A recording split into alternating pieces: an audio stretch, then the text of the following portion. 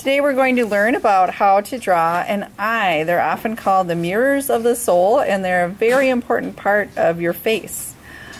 We've already learned that a lot of eyes are almond shaped, but they do vary quite a bit by an individual. And when you're drawing the pupil and the iris, it's important to think about a person's expression.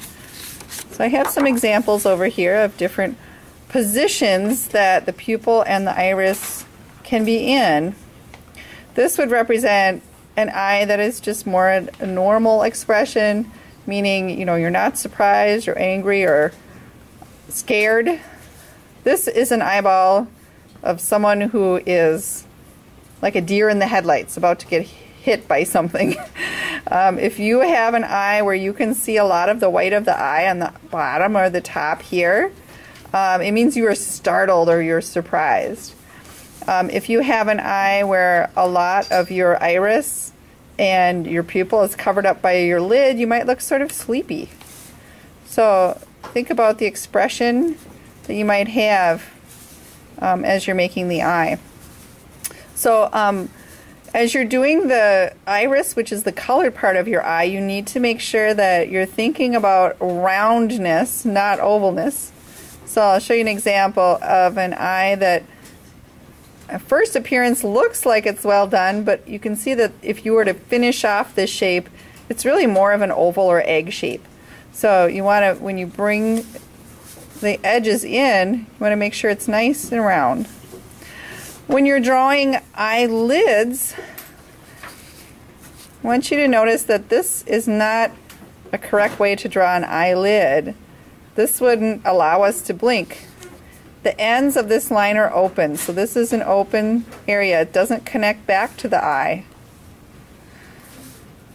So remember that when you're drawing an eyelid. Eyelids can vary. Sometimes you might see an even amount of eyelid throughout the whole top of the eye. Or if I flip this around, this is an example of my own eyelid where I can see some of it here, not so much of it here, and again over this way.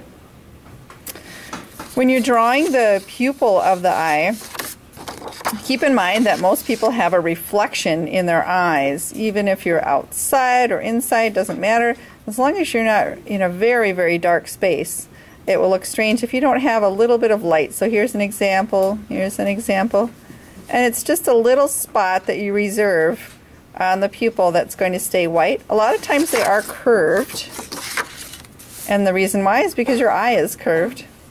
Some eyes are going to be lighter with specks like this one, and you can almost see like rays of a sun coming out.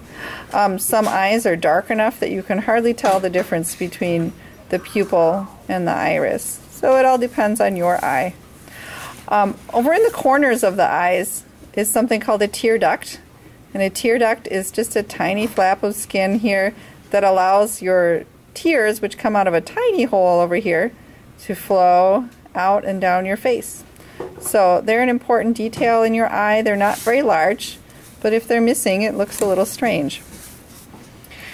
Next we're going to cover eyelashes. The eyelashes are different on the right side of your eye from the left side. So it's symmetrical but opposite. So the eyelashes usually start to appear right around where your iris starts to meet with your eyelid. And notice that they are sort of rounded. There's a curve as we go along. You want to avoid your eyelashes looking like this. These are too spaced far apart. They're stick straight. And especially making them go all the way across, they look very strange. So focus on starting here, working your way out. They do get a little longer usually as you go out. And then especially in here, there's an open space. It might be easier to see on this larger eye. There's a little space between where your eye rim is and where your lashes start. So if you really want to get a good detail in there, think about that. And also the fact that there are no eyelashes over here that really show up very much. Kind of end where the iris is right here. So beyond here, they wouldn't show up very much. So think about the left eye as being just the opposite, where they come out on the other side as you're working with them. And your own eyes are your best guide. They're right there for you, and they'll help you show the way.